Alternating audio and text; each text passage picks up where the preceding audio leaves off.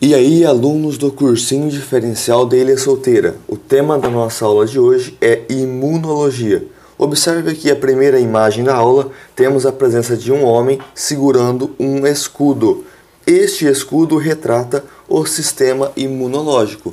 Temos então aqui a presença de micro-organismos, tal como vírus, bactérias, protozoários. Esses micro-organismos, ao adentrarem ao nosso corpo, são destruídos pelo nosso sistema imunológico.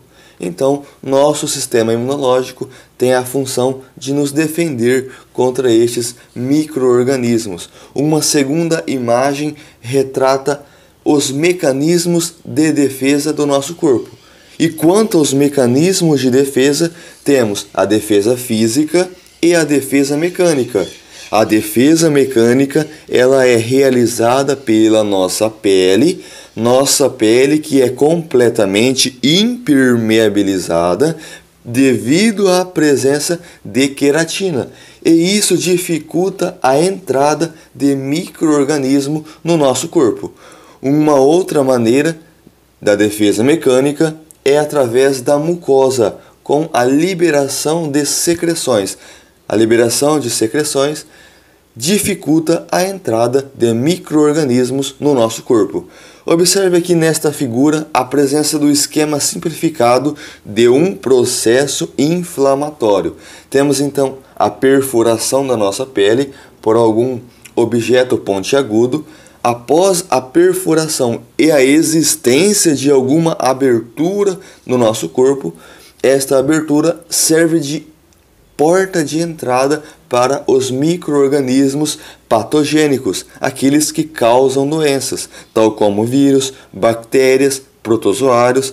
Temos então aqui a lesão, sendo que a partir da lesão temos a presença de sinais químicos sendo enviados para o vaso sanguíneo. O vaso sanguíneo, após receber estes sinais químicos, eles liberam, tá? Temos células no vaso sanguíneo que liberam histamina.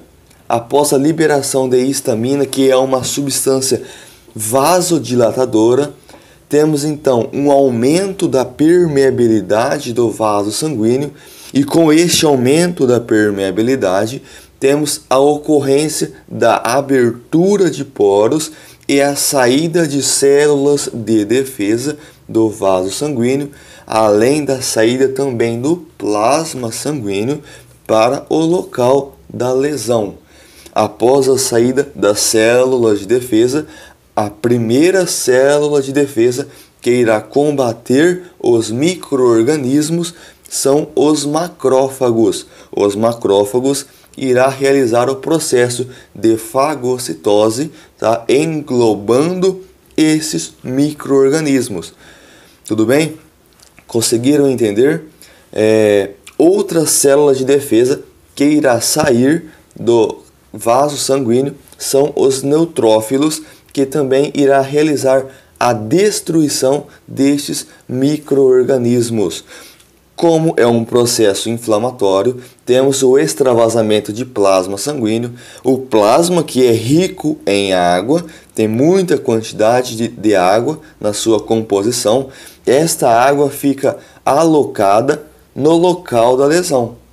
A água que tem um elevado calor específico retém calor nesse local da lesão e com a retenção deste calor aumenta a temperatura corpórea da pessoa, dando indícios de febre. Como temos também o acúmulo de plasma sanguíneo nesse local, como é um dos sintomas típicos do processo inflamatório, ocorre um avermelhidão no local da lesão. Tudo bem? Quanto ao sistema imunológico, vocês devem ter como definições importantes para o seu vestibular antígeno e anticorpo. O que seria antígeno? Toda aquela substância estranha que entra no seu corpo é um antígeno, podendo ser um vírus, uma bactéria ou um protozoário, ou também alguma substância que é produzida por este micro-organismo. Este micro-organismo ou substância produzida que tem a capacidade de estimular o sistema imunológico é definida como antígeno. Anticorpo é uma outra definição importante, é uma proteína específica produzida em resposta ao antígeno, tá? Proteína produzida em resposta ao antígeno. Vocês devem saber que o anticorpo é uma proteína específica contra o antígeno, tá? Tudo bem? Quanto ao nosso sistema imunológico, vamos verificar quais sistemas imunológicos possuímos. Possuímos a imunidade celular, que atua a nível celular. Temos a presença de células de defesa, que são os linfócitos T citotóxico ou também CD8.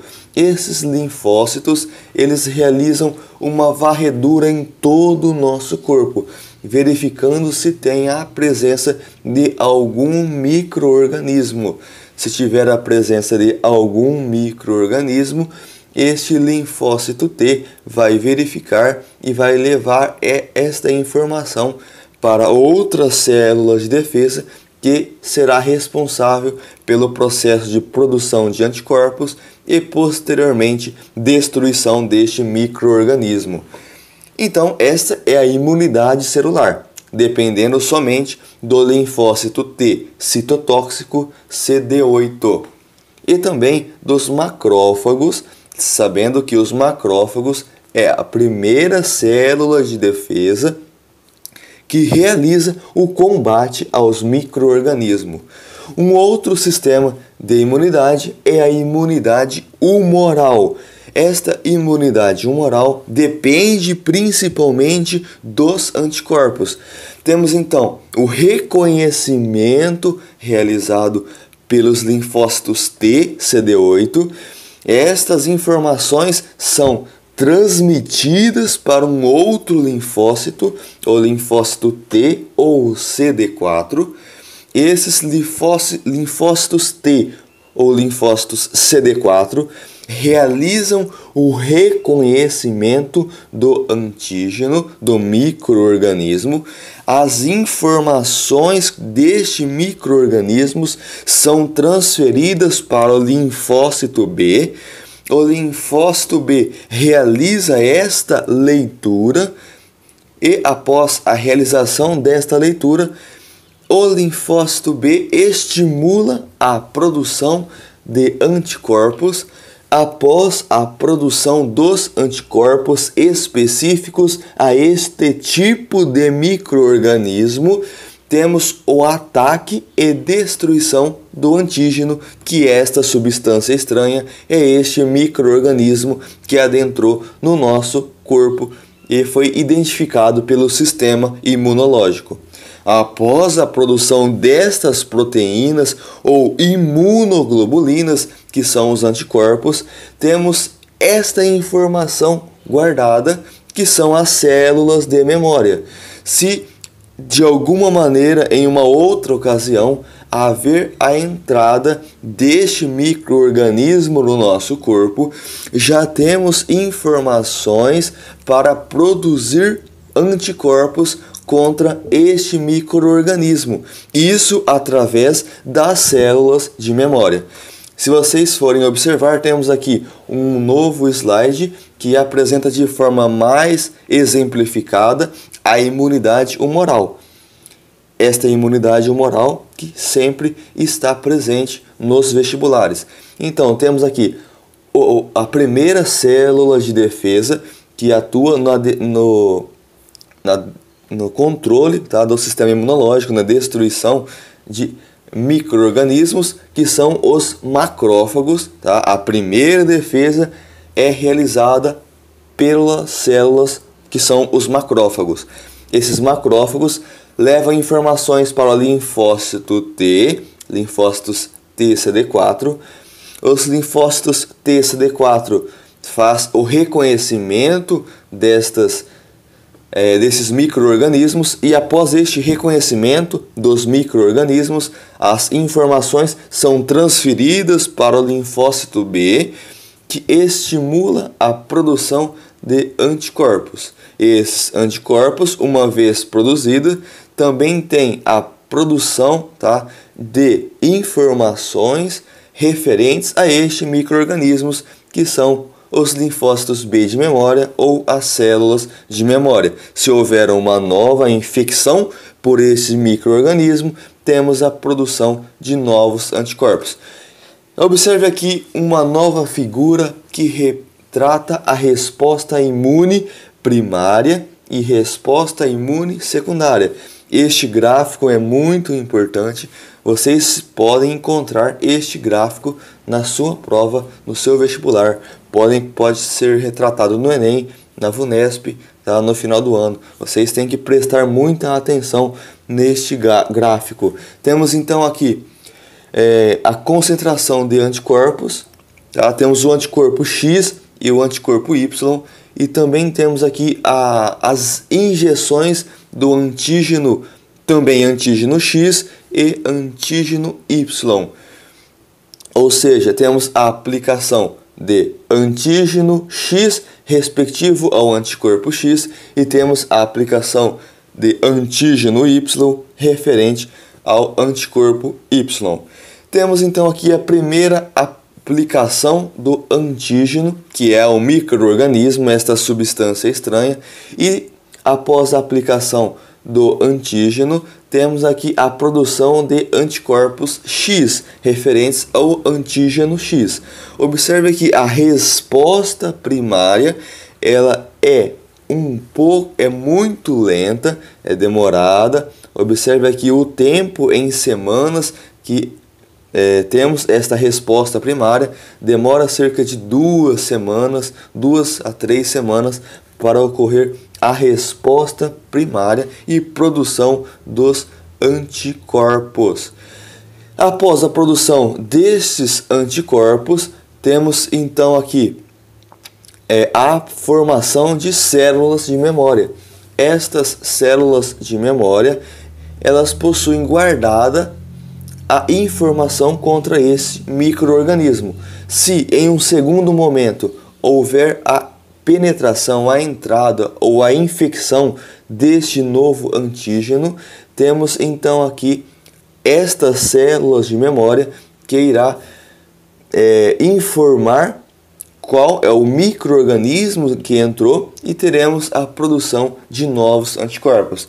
Observe aqui que a resposta secundária, ela é muito mais rápida do que a resposta primária, sendo então a resposta secundária muito mais eficaz do que a resposta primária.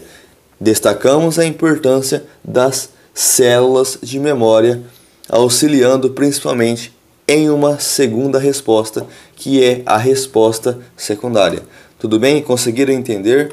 Tá? Vocês não podem esquecer das respostas primárias e também das respostas secundárias, sendo que a segunda é muito mais eficaz do que a primeira resposta. E para finalizarmos a aula, vocês devem ter noção sobre quais são as medidas, as maneiras de ocorrer a imunização. Imunização temos 2 tipos, que é a ativa e a passiva. A imunização ativa pode ser de forma natural e também artificial. O que seria imunização ativa? Seria o fornecimento de antígeno para o indivíduo e após o fornecimento desse antígeno, o próprio indivíduo tem a capacidade de produzir o seu próprio anticorpo, referente ao micro-organismo ou o antígeno que adentrou o seu corpo. E quanto aos tipos de imunização ativa, temos a natural, ou seja, a própria doença. Por exemplo, um vírus ou uma bactéria, ao entrar em nosso corpo, o nosso sistema imunológico faz o reconhecimento desse micro-organismo e após fazer o reconhecimento deste micro-organismo, temos então a produção de anticorpos. O nosso corpo tem a capacidade de produzir anticorpos. Uma outra imunização ativa é a artificial, que no caso do nosso exemplo é a vacina. A vacina que contém antígenos atenuados, ou seja, são compartimentos do micro-organismo, por exemplo, uma parte da célula bacteriana, um flagelo da célula bacteriana, um pedaço do capsídeo de um vírus, tá? Esse antígeno atenuado pode ser o antígeno atenuado vivo, o antígeno atenuado morto, ou também pode ser algum tipo de secreção de um vírus de uma bactéria. No caso, seria um antígeno normal, uma substância estranha, esse antígeno atenuado que não tem a capacidade de produzir uma doença no indivíduo, tá? Ele somente terá a capacidade de estimular o sistema imunológico e após estimular o sistema imunológico, temos a produção de anticorpos. Tudo bem? Para finalizarmos, temos aqui a imunidade passiva. Esta imunidade passiva que pode ser artificial ou natural. A artificial basicamente é através da soroterapia, onde que temos a presença de anticorpos sendo fornecidos para o indivíduo. Diferente da imunização ativa. A imunização passiva, já temos o fornecimento de anticorpos prontos para o indivíduo. Na ativa, o indivíduo produz o anticorpo. O soro é produzido através de pequenas subdoses, tá, de antígenos sendo aplicados em animais, tal como cavalos, coelhos, as cabras. E esses animais conseguem produzir anticorpos, tá? Após a produção desses anticorpos, o sangue é retirado desses animais, tá? Uma alíquota de sangue é retirada, este sangue é purificado. Após a purificação deste sangue, temos a retirada dos anticorpos. Esses anticorpos posteriormente serão utilizados na produção do soro. Este soro ele é utilizado quando a pessoa entrou em contato em alguma maneira com antígenos, tá, de animais peçonhentos, através da picada de cobra, aranha, esses animais que são peçonhentos.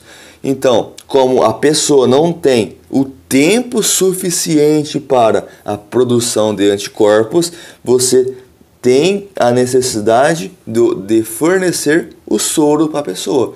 Porque devido à ausência de tempo, tá? Porque o período que este antígeno está presente no nosso corpo é muito curto e pode ser fatal para a pessoa. Então, devemos fazer o fornecimento deste soro para o indivíduo, que já são anticorpos prontos e irá combater este antígeno, esta substância estranha. E, por último, temos a imunização passiva natural, ou seja, temos o fornecimento de anticorpos. Por exemplo, o recém-nascido recebe anticorpos através da placenta da mãe, mas também temos aqui o fornecimento de anticorpos através do aleitamento.